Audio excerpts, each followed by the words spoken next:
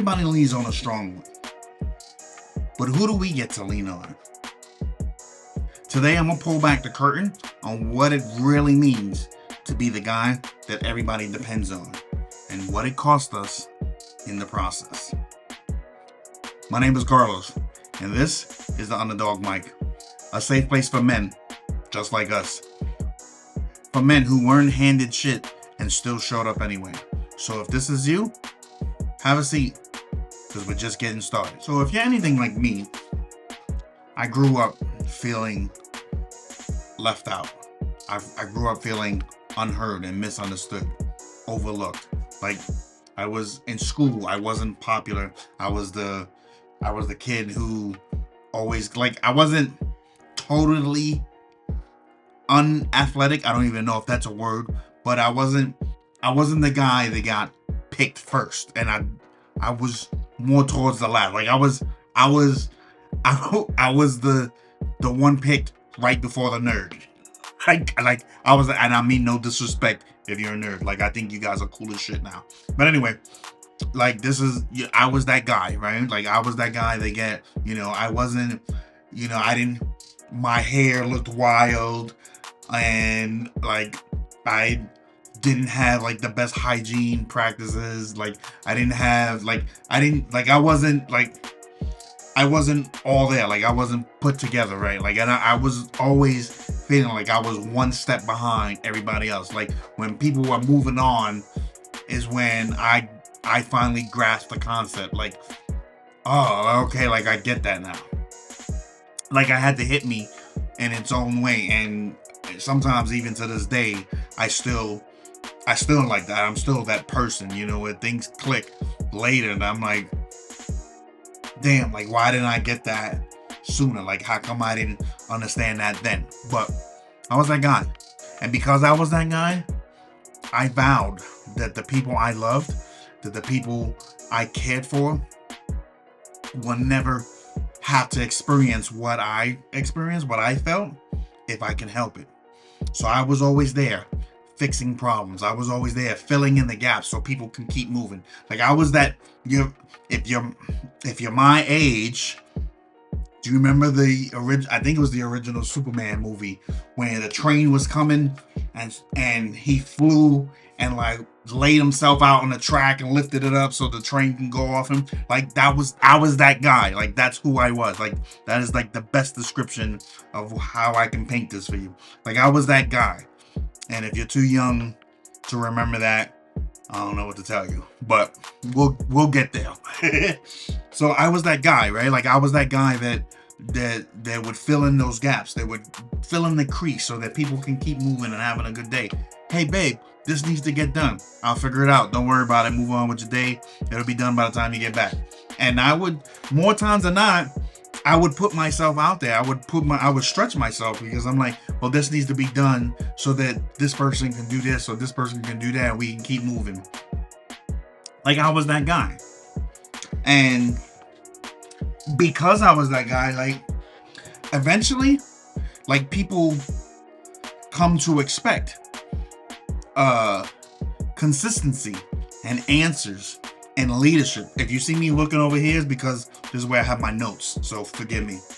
But people expect leadership and answers and results, even though, like, you're running on empty.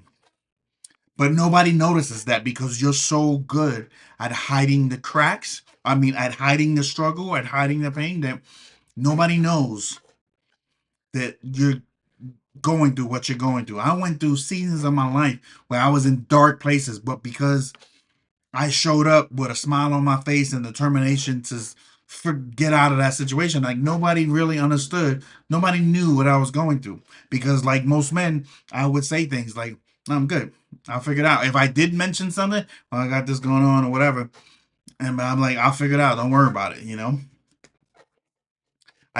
I was that guy.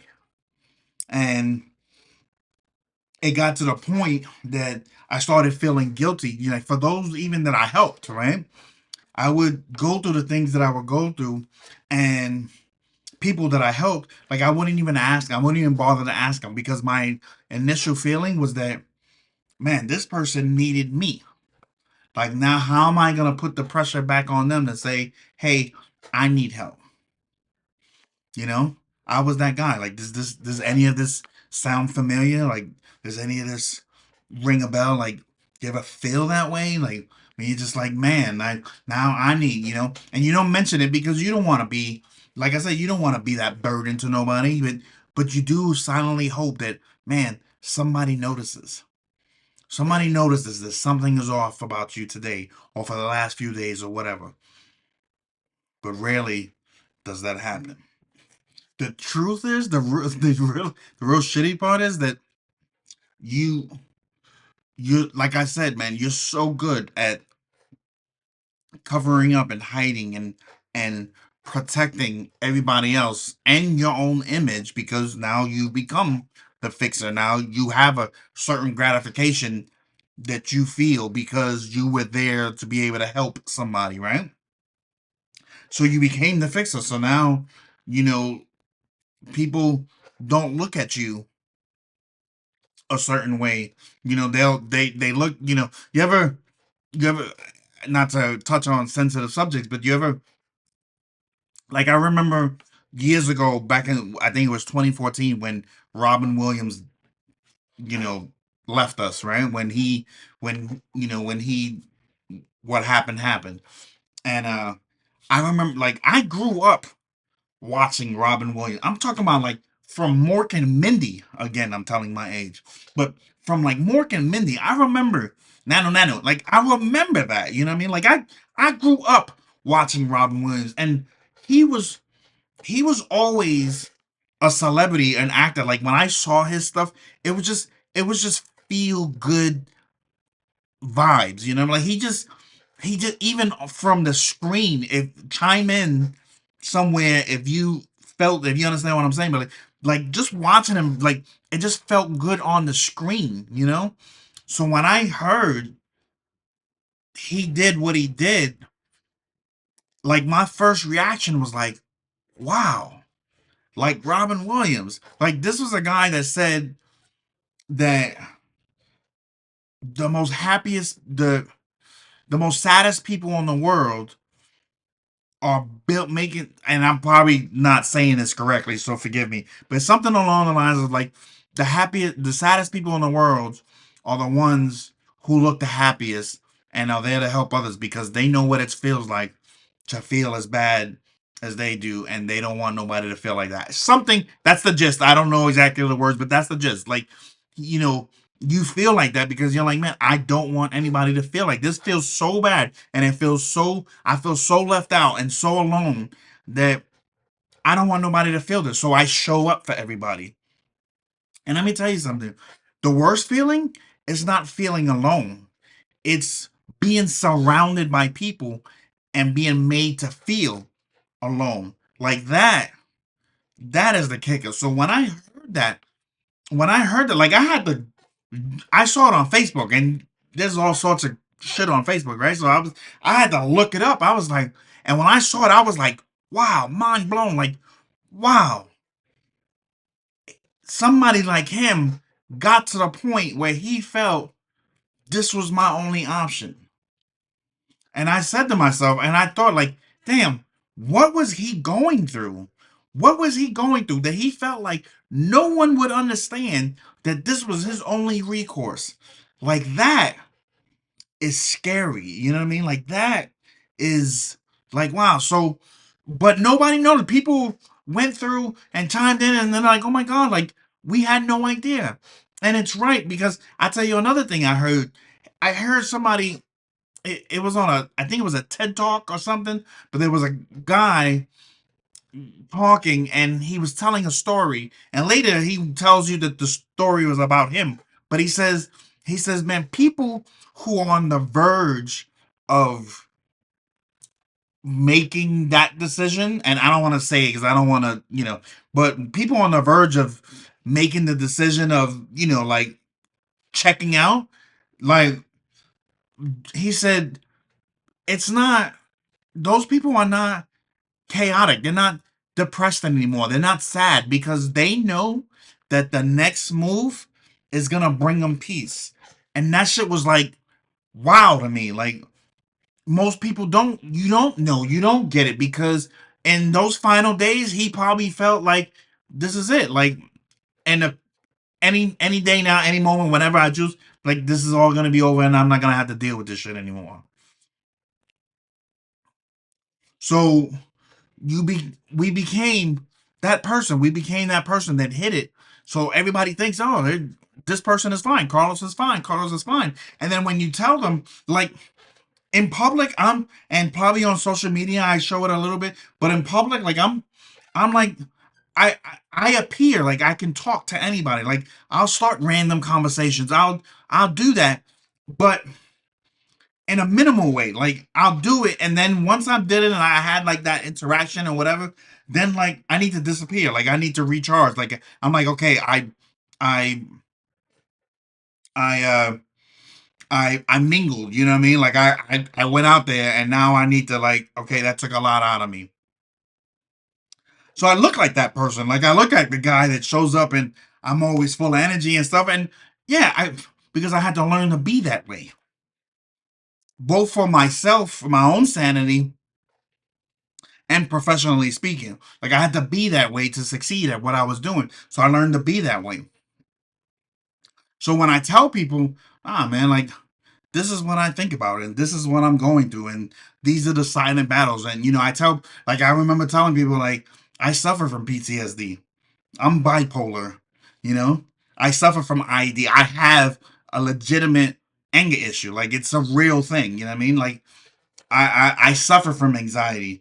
Like, I say these things and people are like, "What?" And it's I'm like, yeah, like, I just learned how to function in society because I had to, because it's what I needed to do to succeed.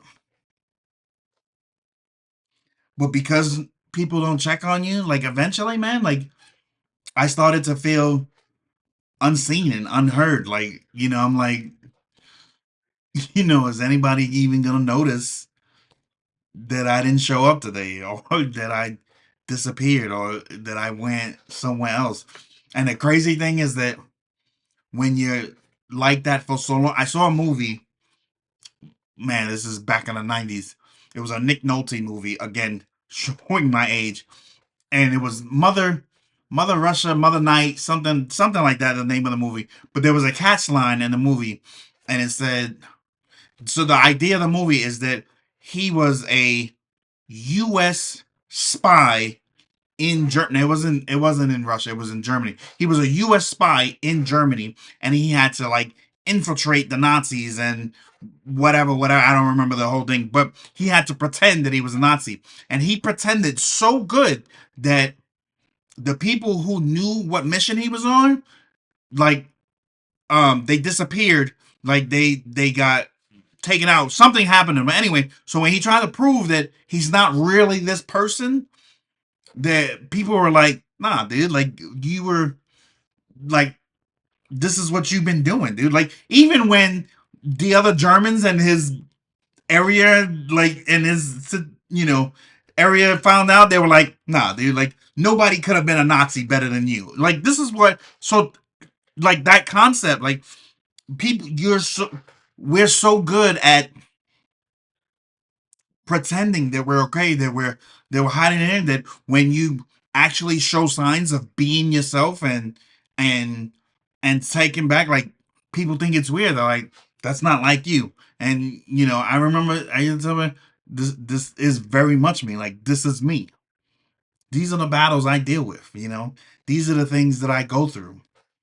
But it's just the fact that I hid it so well that nobody could believe it. I pretended that I was good so long that when I finally showed signs of that something was wrong, that there something was eating at me, now I look like I was crazy. Now I look like I was, the cycle. Like, there was something wrong with me. Like, I was broken. I was, in reality, like, this has just been me all the time.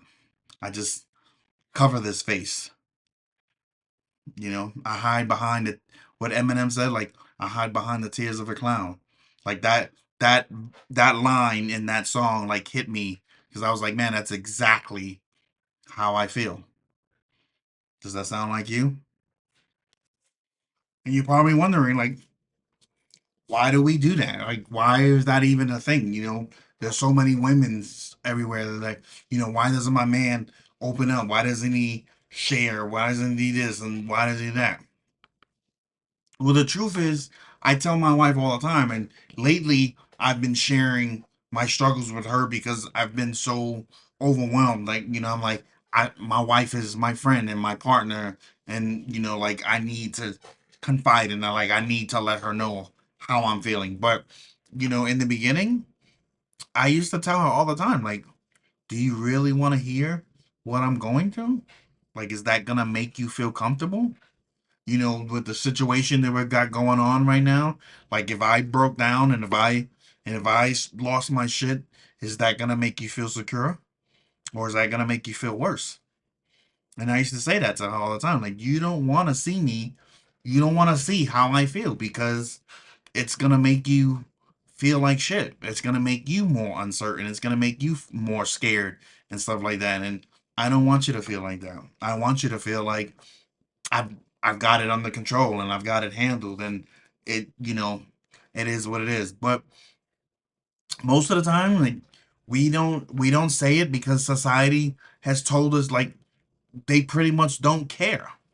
I was going through a situation a couple days ago. I was having anxiety and somebody that I was talking to, and his first words were like, "Oh, just push through. Just you got to get up and do what you got to do and stuff like that." And I'm like, "Dude, I'm having a moment. Like, fucking allow me to have my moment."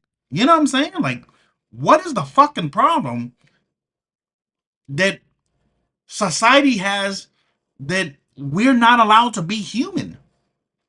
Like that's what this whole mission is about. Like fighting for our right to be fucking human. Like despite the differences, the obvious differences between men and women, dude, like we're not we're not made and created any differently aside from the obvious, right? We're not created. We're still human.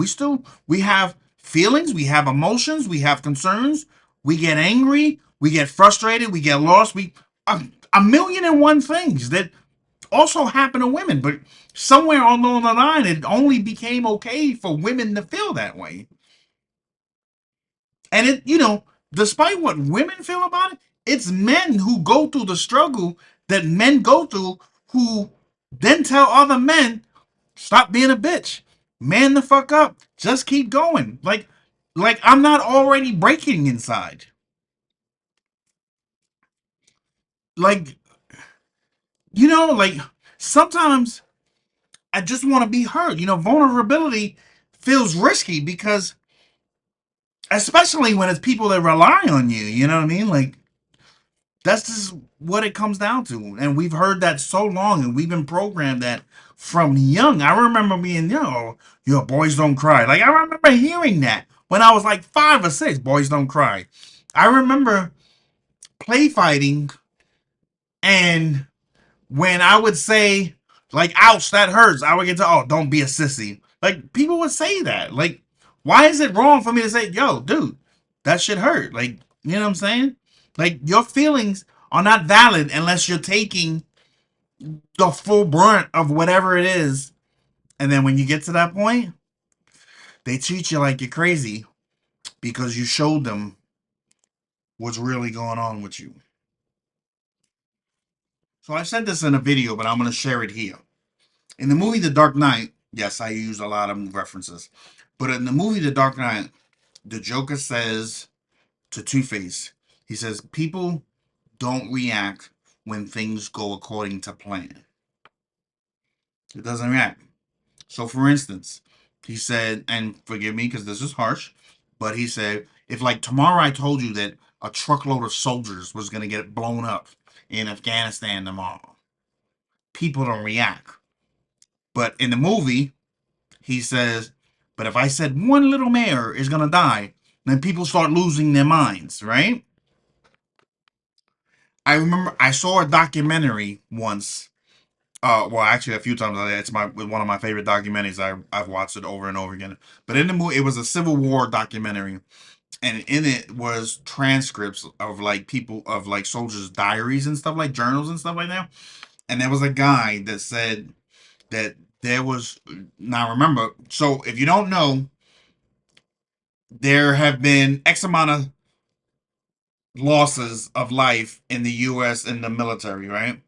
And out of all the wars combined, you have X amount of that lead up to this, and then you have the Civil War. And the Civil War single handedly at the time had like more casualties than American casualties than all of the other previous wars were combined. So there was so much carnage, there was so much death that this guy said there's so many bodies laying around that the sight of one has become just as insignificant, like if it was that of a horse or a hog. Meaning that they saw what they saw, that you've gone through what you've gone through so much that you almost become numb, not only to yourself, but eventually to other people. Because when you take on so much, eventually you'll burn out. And like that's what happened with my last career. Like I was as a district manager, like I was solving problems, I was putting out fires, and just and after a while, like it got to a point where I was just like I can't do this anymore. Like I'm so tired. Every time I blink, there's like something I gotta put out, and I just got tired of it. I didn't want to deal with it anymore. I got burnt out, and that's what happens eventually. So maybe not today, maybe not tomorrow, maybe not a couple of years, but eventually, your power, your strength, your cup is gonna empty. You're not gonna have any more to pour into anybody else. And then things happen like you start getting irritable. You start feeling anxious, you know? Where I lost my train of thought. Hold on. Uh and then you start being resentful at times. You start getting annoyed that people, and that's what happened. Like with me, like every time my phone would ring, I would get upset. Like it would immediately put me in an attitude. Like immediately, like what the fuck do you want now? Like that's how it felt. That's real, right? You ever felt like that? You ever been through that? You know what I'm talking about. So I got to the point where I was like, man, what do you want? To where I remember I was seeing a therapist at the time, and she was like, turn your ringer off. She's like, just turn the ringer off. She says, what happens if you don't pick up right away? Will they find that problem? And I'm like, some do. Some eventually I'll call back a few minutes later and they're like, I figured it out and forget it. And she was, she gave me that piece of advice. She was like, don't answer right away. She's like, let them figure it out on their own. Like, give them a few minutes to figure it out on their own. And after a few minutes, if they haven't figured it out, then you can interject. But let them figure it out on their own. But it got to the point I was so burnt out and I got so resent, like I just got tired. I got tired of my employees calling me just because I reached that level. You know what I mean? And the point of what I'm trying to say is that eventually taking on, there's a little meme going around Facebook of it's a character. I don't know what kind of card. It's a character like somebody drew, and like he walks down the block, and he's like people are going through stuff, and the character, the thing is white, whatever it is, and every time he helps somebody, he absorbs the energy, and you can see that his whiteness is like turning black with like dark energy, right? And by the time he gets to the episode, by the time you get to the end of the little video, like he's covered, like from head to toe. He absorbed so much negativity and so much stuff that by the time he got home, he was dragging ass. Like he was like just like he was spent. And then like he sees his dog, and the dog makes everything better. And if you have a dog, you understand what I'm talking about, right? Like my dog is my dog is somewhere over there, up her mother's butt, I'm sure. But anyway, you know what I mean? Like so eventually when you absorb all of that energy, when you absorb all of that, eventually, dude, it's gonna be heavy. It's gonna break. You're gonna break. You're gonna wear yourself out because there's nowhere for you to release. They say that every therapist has a therapist and every coach has a coach. And there's a reason behind that, because if you soak enough of that in, eventually, no matter how good you are and how much you try to not happen, you're going to internalize that.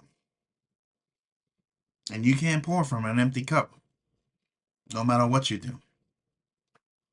So let me tell you that something that I want you to understand.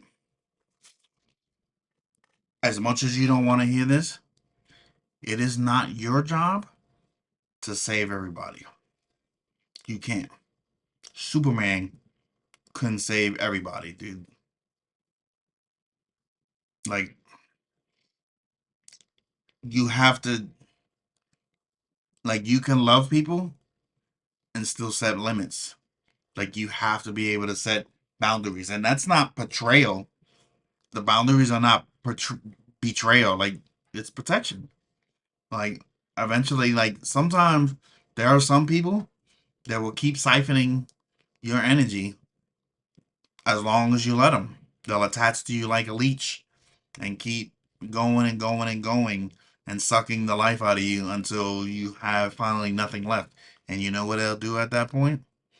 Every leech needs a host. So they'll just go find somebody else to leech on and get what they can get from them until that person is run dry, and then so on and so on. You can't save everybody, dude. You can't save everybody. Like, you have to put boundaries and limits on you. And that's okay. And it doesn't mean that, it doesn't mean that you don't care. And it doesn't mean that you don't love somebody. It just means that you can't help somebody if you're constantly running on E. And there's truth to that. And if people don't understand that, then maybe those are not the people that you need to be helping to begin with. By now, you're probably wondering what real strength looks like. And I'm going to tell you, real strength is admitting when you're tired. It's asking for help. It's speaking your truth even when it's uncomfortable. In a nutshell, it's being honest with yourself. That's real strength. And you don't owe anybody a comfortable version of your pain. You don't owe anybody an explanation. Saying, I just don't want to do it, is an acceptable answer. It's your right.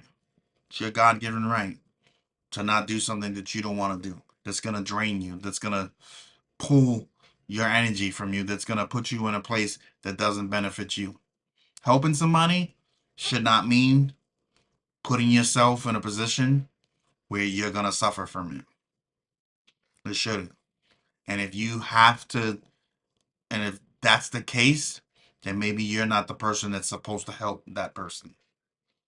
And I know that sometimes that's hard to say, and especially with family and friends, right? Setting boundaries with family and friends, and believe me, recently I had to do it, like, and it sucks, because you feel what you feel, and you're like, well, this is this person, and but